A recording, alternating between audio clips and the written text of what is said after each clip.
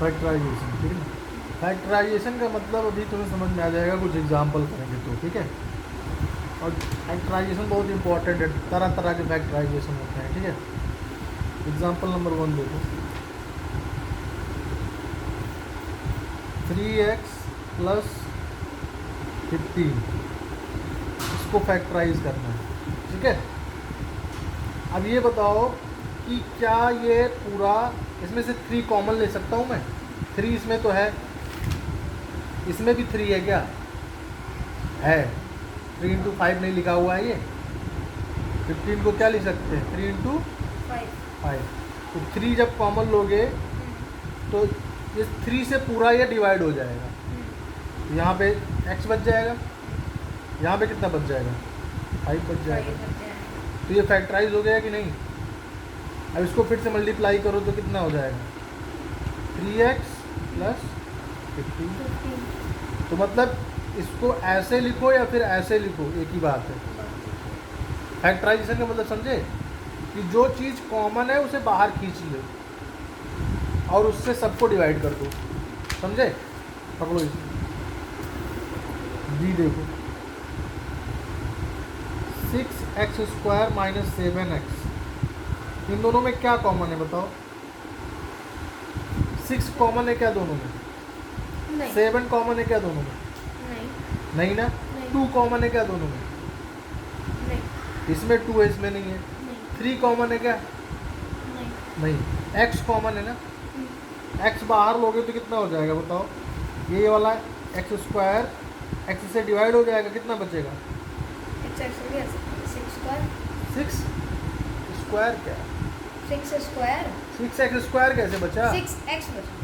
Square पे क्यों ध्यान देते रहते हो? 6x बचा। यहाँ पे जब आओगे x से डिवाइड करोगे तो कितना बचेगा?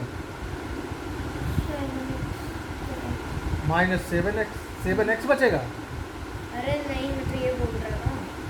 तो कैंसिल हो जाएगा, -7 बचेगा। समझ पा रहे हो? यही चीज़ तो अभी हम वहाँ डिवाइड करने में कर रहे थे, डिवीजन में ऐसे कर रहे थे ना।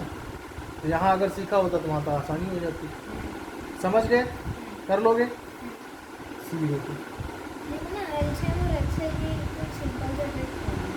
LCM SCF की बात कहाँ? ये भी तो LCM SCF तुम्हें सीखना ही नहीं है।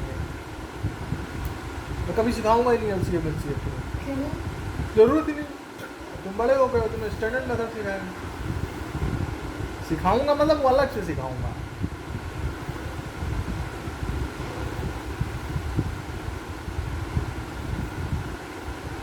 A B C। अब इसमें बताओ क्या कॉमन है? 2 कॉमन है। हाँ। कैसे? 2 21 से 2 कहाँ डिविजिबल है? डिविजिबल है नहीं, 14 है बट 3, दोनों होना चाहिए ना, दोनों में होना चाहिए। 3 भी नहीं। 7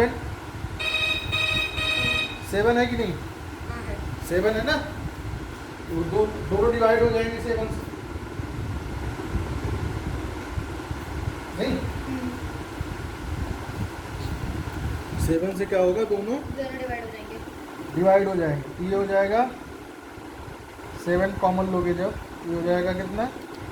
3 A² B minus 2 AB C। और क्या कॉमन है दोनों में? AB इसके पास है, इसके पास भी AB है, तो 7 AB कॉमन हो जाएगा। तो क्या बचेगा बताओ? यहाँ पे क्या बचेगा? यहाँ पे 3 स्क्वायर बच जाएगा। 3 स्क्वायर बच जाएगा। हाँ।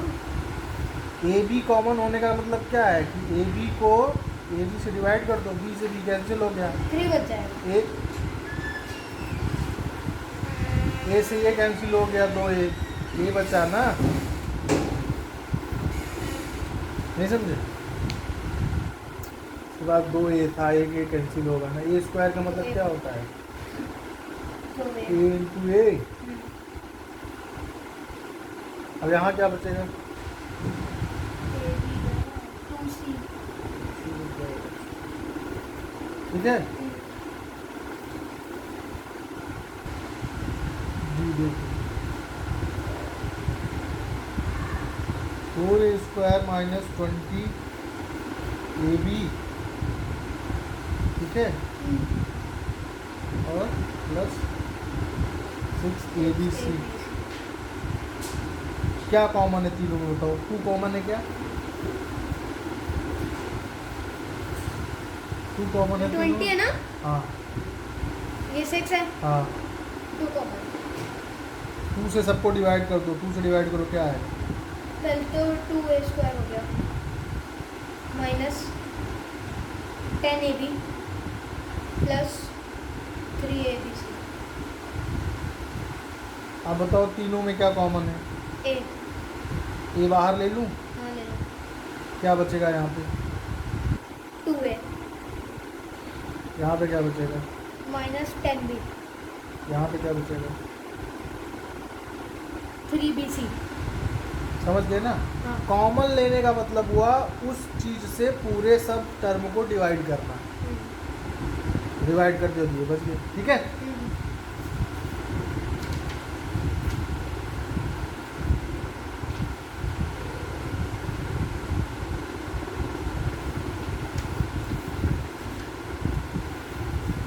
देख रहे हो, वेट भी पढ़ाना पड़ रहा है मुझे, चक्कर आ रहा है।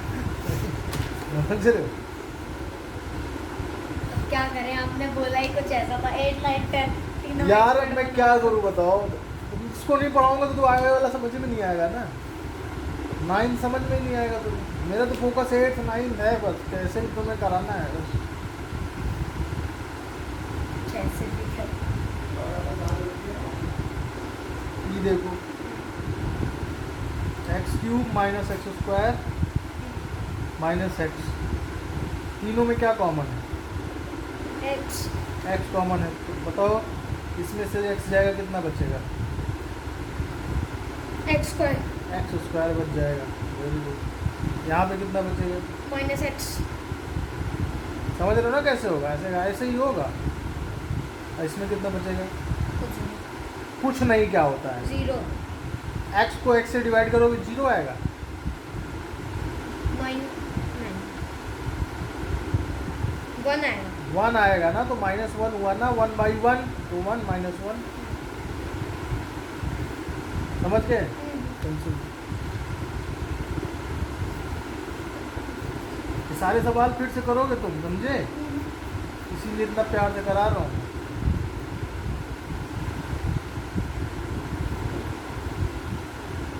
ग्यारह XYZ माइनस 22 x² थोड़ा इंग्लिश में काउंटिंग बोला करो। माइनस XY, कोई बात नहीं। बताओ तीनों में क्या कॉमन है? xy ना 11 कॉमन है, ना 22 कॉमन है, XY कॉमन है। क्या बच जाएगा यहाँ? 11 22 क्यों नहीं कॉमन है?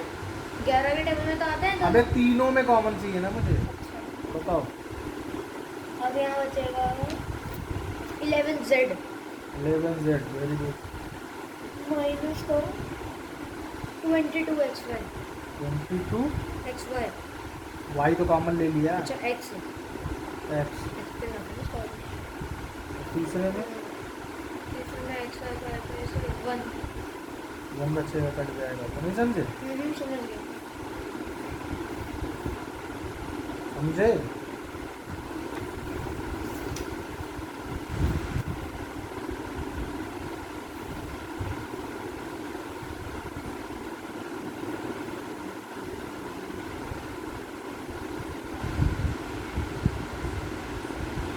क्या टाइम हो गया? तुम्हें थोड़ा सा हिस्ट्री बताऊंगा। 5:15 होने वाला है। कितने बजे आया था? 4:30। 4:28। 4:30 बजे आया था। 4:30 मिनट।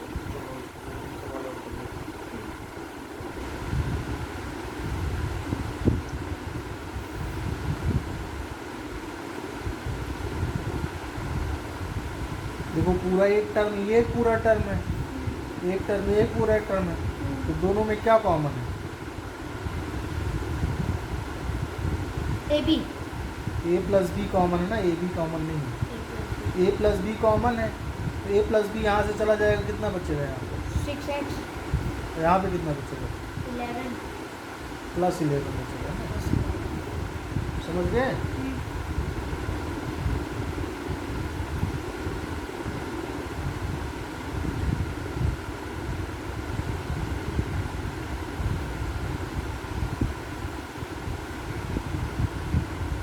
तो एक टर्म ये है, एक टर्म ये है, दोनों में क्या कॉमन है? ये 12 है और 21 है। 12। 12, 22। पहले बताओ, पहले पहले बताओ नंबर में क्या कॉमन है? 2 ना, 2 से दोनों कैंसिल हो जाएगा। कितना बचेगा पहला वाला? 6, 6x a plus B 11 plus 11 a plus b। a plus B. अब क्या कॉमन है दोनों में? a plus b। तो 2 a plus B plus common b। ले लो, यहाँ भी बच जाएगा 6x। 6x और 11। समझ गए? समझ गए?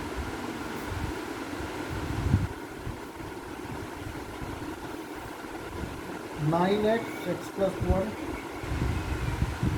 Plus x plus 1। बताओ इन दोनों में क्या कॉमन है? एक टर्म ये, एक टर्म ये है। x plus 1।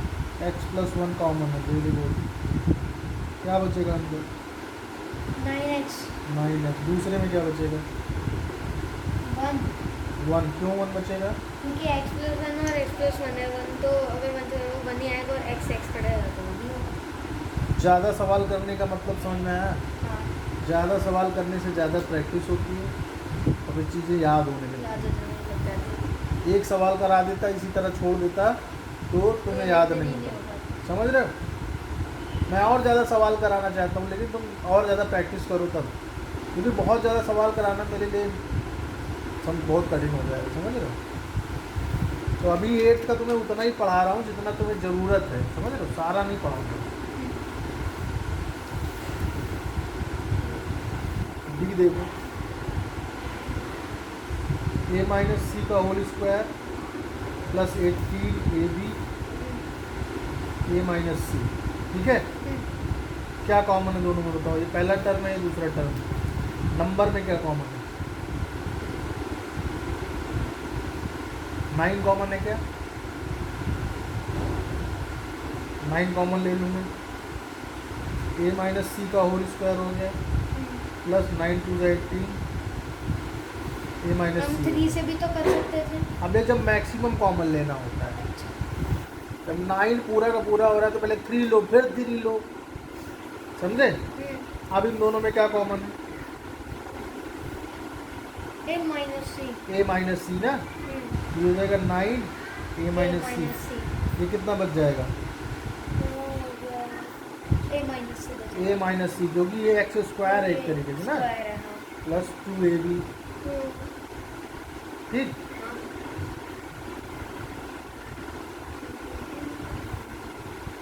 a minus B का whole square plus b minus A. अब देखो यहाँ पे वैसे कॉमन नहीं दिख रहा है कुछ ना, लेकिन अगर मैं इसको कर दूँ a माइनस बी का होल स्क्वायर, समझ रहे हो, प्लस माइनस कॉमन ले लो यहाँ पे माइनस, तो a माइनस बी हो जाएगा ना। ये नहीं समझे कैसे? नहीं समझा। जैसे a माइनस बी लिखा हुआ है, तो इसको माइनस से मल्टीप्लाई करोगे तो b माइनस ए हो जाएगा। देखो सॉल्व करता हूँ इसको, माइनस बी प्लस ए, तो वही चीज़ तो आ गई।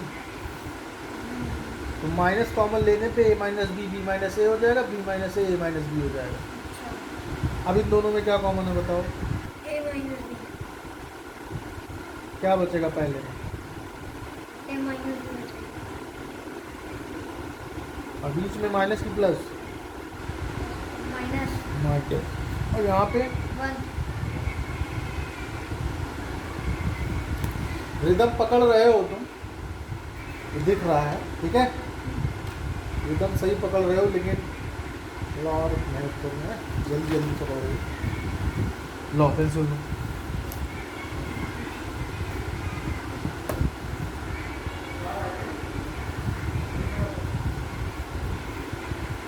सारे सवाल फिर से करोगे तुम, पीछे देख के नहीं करोगे, अपने ध्यान से करोगे। नहीं होगा तो पूछोगे। ठीक है? थोड़े इजी इजी है, सब कुछ इजी रहता है। ठीक है? मैं पहली बार सुनो तो बड़ा मुश्किल लगता है, जब समझ आने लगता है तो इजी हो जाता है।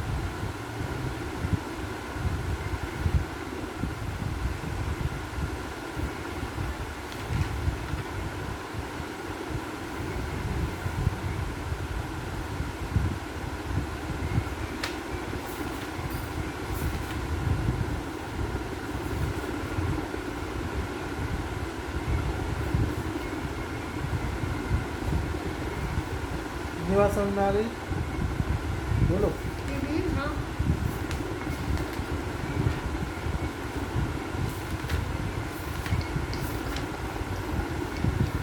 अभी कुछ फॉर्मूले हैं, तुम इसको याद करके आओगे, ठीक है? देखो जो फॉर्मूला यहाँ पे लिखता हूँ वो एक अलग से पेज में लिख के चिपका लिया करो, वो तो याद करने ही है, ठीक है ना? आज उस फॉर्मूले लिख रहा हूँ, ये तुम याद करके आओगे, ठीक? इससे हम आगे इसको यूज कर सकते हैं। रिमाइंडर थ्योरम के सवाल करके आओगे, ठीक है?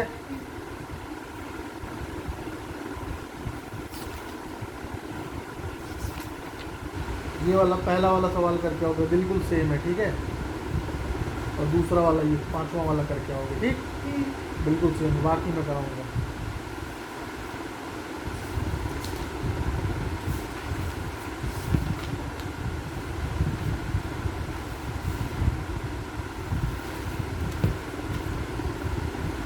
यहाँ पे ना होमवर्क लिख दिया करो, नहीं तो फिर ढूंढना पड़ता है। अरे ढूंढ लिया करो यार, इसमें टिक तो कराया मैंने, इसमें लिख क्या दिया करो, उसको पलटो, उसमें टिक लगा हुआ है, वही करना है। यहाँ पे बहुत सारे क्वेश्चन आपने लगा के रखे हैं। हाँ ये भी बात सही है तुम्हारी, तो जितना पिछला किया उतना नहीं करना है, आगे करना है। अगर वो नहीं हुआ है पिछला वाला तो वो भी करना है। एल्जेब्राइक आइडेंटिटीज, ठीक है? तो 9th में 8th में 2 ही 3 है लेकिन आइडेंटिटी, लेकिन 9th में कई सारी, उसको याद करना पड़ेगा। तो पहला देखो, a प्लस बी का होल स्क्वायर, या फिर x प्लस वाई भी कह सकते हो, ठीक है? समझे? ये हो जाएगा ए स्क्वायर प्लस बी स्क्वायर, अभी यही पूछ रहा था ना मैं तुमसे, 2ab, a माइनस बी का whole square, A square plus B square minus 2ab, A square minus B square is equal to A plus B और, ठीक है? 3 तो ये याद करके आओगे, चौथी याद करने की जरूरत नहीं है, ठीक है? चौथी कोई आइडेंटिटी नहीं, समझ गए?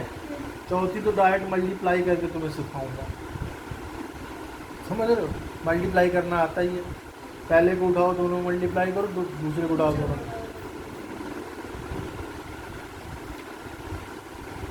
4 हो गई, 5 हो।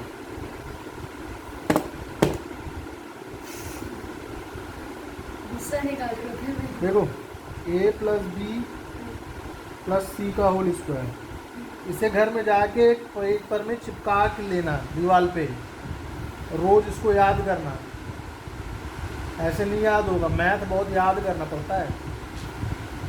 मैं तो सवाल पूरा छाप लेता था याद करने के लिए। A square plus B square plus C square plus 2 बाहर ले लो, ए बी बी सी सी ए, ठीक है ना? या फिर X Y Y Z Z X, जो भी 2 से मल्टीप्लाई करोगे यही आ जाएगा, ठीक?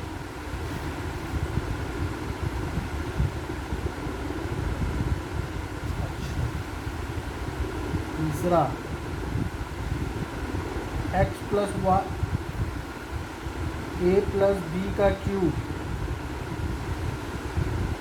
इज इक्वल टू, देखो यहाँ पे A cube plus B cube plus 3ab A plus, दिख रहा है? आइडेंटिटी दिख रही है ना? और इसी जैसी ए माइनस बी की भी होती है, बस थोड़ा थोड़ा अंतर होगा। ए क्यूब माइनस बी क्यूब, ठीक है,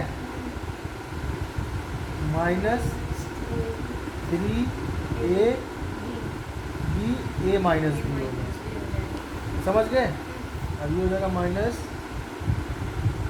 3a square B plus 3y। देखो मैं भी भूल गया हूँ, जब बार बार उसको याद नहीं रखोगे तो कोई भी भूल जाता है, लेकिन अब याद कर रखिए, 2 बार रिवाइज करूँगा याद हो जाएगी, ठीक?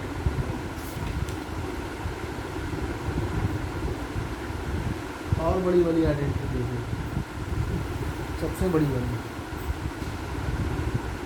इससे तो याद करने में इतना time A cube B cube plus C cube minus 3 A B C, इसका होगा A plus B plus C एक ब्रैकेट में, दूसरे में A square plus B square plus C square minus A B minus B C minus C A.